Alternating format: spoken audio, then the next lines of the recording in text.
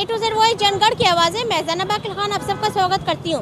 5 राज्यों के चुनाव का जो नतीजा आया है, देखिए कहीं ना कहीं राहुल गांधी की पार्टी की जो जीत का दावा किया जा रहा था, वहीं पर ये भी कहा जा रहा था कि जब चुनाव आएगा तो कहीं ना कहीं बीजेपी ही जो है वो सरकार बनाएगी। अब 5 राज्यों में से 3 जो अहम राज्य थे उसमें कांग्रेस पार्टी ने जिस तरीके से जीत का दावा किया था, वहां पर कांग्रेस में और बीजेपी में एक बड़ी टक्कर थी। तमाम होर्डिंग्स और तमाम पोस्टर्स से एडवर्टीजमेंट किए जा रहे थे बीजेपी में और कांग्रेस में, लेकिन जो नतीजे आए हैं वो बीजेपी बहुमत के साथ वहां पर सरकार बना रही जा रही है। अब इस पर जनता की क्या राय है, जनता क्या सोचती है 5 राज्यों के चुनाव पर, ये जनता से बातचीत करेंगे। तो आइए मेरे साथ। 5 राज्यों के एग्जिट पोल के आंकड़े हुए फेल।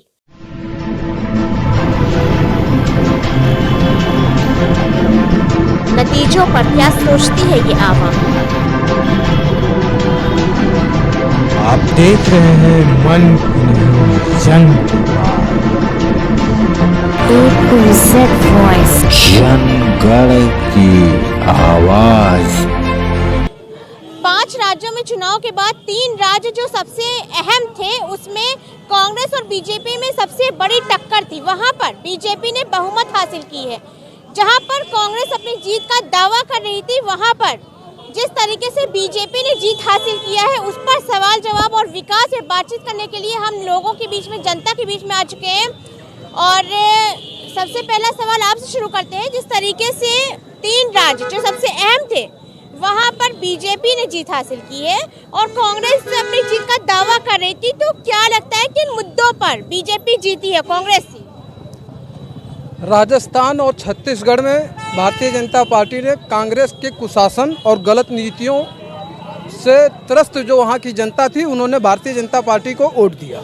इस वजह से भारतीय जनता पार्टी इन 2 राज्यों में कांग्रेस को पराजित करके और सत्ता पे काबिज हुई। उसी तरह मध्य प्रदेश के चुनाव में माननीय शिवराज जी चौहान और प्रधानमंत्री आदरणीय मोदी जी के विकास के कार्यों से प्रभावित होकर के बहुत बड़ा मैंडेट मध्य प्रदेश की जनता ने भारतीय जनता पार्टी के पक्ष में दिया और आज तीनों राज्यों में भारतीय जनता पार्टी स्पष्ट बहुमत के साथ, जिसमें मध्य प्रदेश में तो 2/3 बहुमत के साथ हमने अपनी सरकार बनाई है और हम उम्मीद करते हैं कि इससे भी ज़्यादा बहुमत के साथ आगामी 2024 के चुनाव में आदरणीय प्रधानमंत्री नरेंद्र मोदी जी के नेतृत्व में राजग की सरकार केंद्र में हम लोग बनाएंगे। इनका कहना है कि, क्या नाम है आपका? दीपक जी, इनका कहना है कि जिस तरीके से बीजेपी ने अभी बहुमत के साथ जीत हासिल की है, 2024 के चुनाव पर अभी से जीत का दावा किया जा रहा है। इनका कहना है कि जनता ने बहुमत के साथ जिस तरीके से दिलाया है, वहीं क्या नाम है आपका? संजय सिंह जी, जिस तरीके से राहुल गांधी की भारत जोड़ो यात्रा थी और तमाम चीजें थी, कांग्रेस पार्टी ने जितनी मेहनत किया चुनाव पे, जितनी मेहनत किया, कहा जाता कि हाँ शायद जनता के दिल में कांग्रेस पार्टी अब जगह बनाने लगी वापस से। राहुल गांधी का नाम जो है जनता के दिल में है और वो चुनाव के जो रिजल्ट आएंगे उसमें सामने नजर आएगा। लेकिन 3 अहम राज्यों में बीजेपी ने जीत हासिल की, इस पर क्या सोच विचार रखते हैं?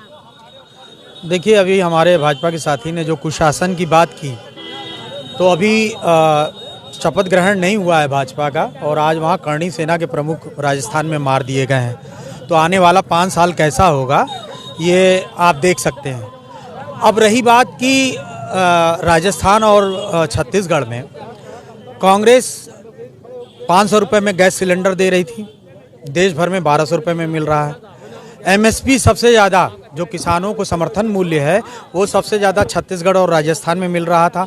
अगर ये कुशासन है तो आप समझ लीजिए कि राजस्थान और छत्तीसगढ़ में आगे आने वाले समय में क्या होगा। ओल्ड पेंशन दी जा रही थी जिससे वहाँ के कर्मचारी खुश थे। तो ये अगर कुशासन भारतीय जनता पार्टी को लगता है तो ये दुर्भाग्यपूर्ण है। रोजगार और महंगाई पे बात नहीं करते हैं कि आदमी को महंगाई का असर ना हो, तो इसके लिए गैस सिलेंडर कम किया गया। वहाँ महिलाओं को पेंशन दी जा रही थी कि जो महंगाई है उस पर किसी तरह से घर का खर्चा चल सके। अगर ये सारे काम भारतीय जनता पार्टी को कुशासन लगते हैं तो भारतीय जनता पार्टी का शासन कैसा होगा आने वाले 5 सालों में? आज जो हत्या हुई है तो लोकतंत्र की किस तरह से हत्या होगी ये आने वाले 5 सालों में ये देश की जनता देखेगी। और आने वाले 5 सालों में जो मिल रहा था राजस्थान और छत्तीसगढ़ को वो नहीं मिलेगा। अब आ जाइए मध्य प्रदेश पे। मध्य प्रदेश में सबसे ज़्यादा भ्रष्टाचार हो रहा था और देश की जनता और मीडिया, हमारे मीडिया के साथी जिनको इतना दबा के रखा गया है, वो भी ये मान के चले थे कि राजस्थान मध्य प्रदेश में कांग्रेस जीतने जा रही है।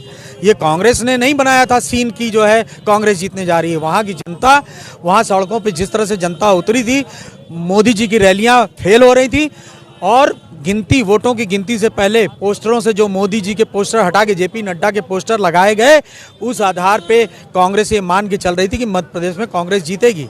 मगर जो नतीजे आए वो कहीं ना कहीं ऐसा लगता है, जनता भी कह रही है कि हेर फेर हुआ है। जो एजम्पशंस थे वहाँ पे वो और नतीजे बिल्कुल अपोजिट कैसे? अपोजिट हैं और मैं अपने आला कमान से मांग करता हूँ, क्योंकि जनता भी ये मानती है कि वहाँ नतीजे अपोजिट आए हैं।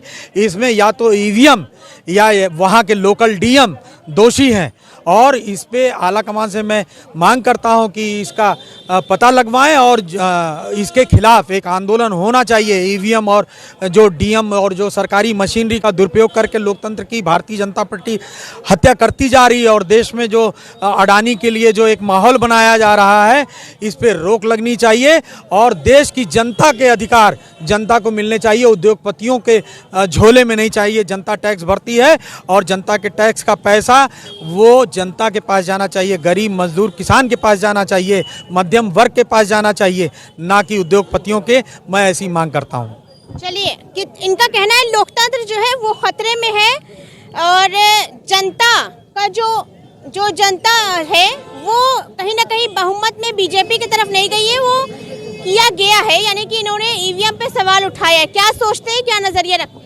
हम सबसे पहले तो ये जानते हैं कि जो गठबंधन में माननीय अखिलेश यादव जी बनाए जाते थे और अखिलेश यादव जी की हार का केवल कांग्रेस ये क्यों नहीं कह रही कि हमारी हार के कारण बहुजन समाज पार्टी और समाजवादी पार्टी हैं। और दूसरी चीज़ हम आपको बता दें, ये इंडिया ठगबंधन की बार बार मीटिंग बुलाई जाती, इसमें न बदरुद्दीन अजमत और न उवैसी साहब न डॉक्टर अयूब ये लोग नहीं मिलाए जाते। और यही माननीय समाजवादी पार्टी के अन्य लोग आजम खान साहब को शेर की सवारी की जमीन की सवारी पर ले आए हैं। और ये सही है कि चुनाव जनता जो भी देती है जनादेश तो सबको मानना होता है। और प्रधानमंत्री आने वाले समय में 2018 में कांग्रेस ने गवर्नमेंट बनाई तो बीजेपी ने वहाँ बना ली सेंट्रल में। 2003 में कांग्रेस ने तीनों राज्यों में बनाई, कांग्रेस भाजपा ने बनाई 3 राज्यों में। 2003 में सरकार बीजेपी ने स्टेट में, केंद्र में कांग्रेस आ गई 4 में। 18 में कांग्रेस ने बनाई तो भाजपा जो है 19 में आ गई। ये जनता का रुझान है। बाकी जो इंडिया गठबंधन ठगबंधन है, इनकी खुद ही नीयत नहीं साफ है और मोदी का चुनाव जनता खुद ही लड़ रही है।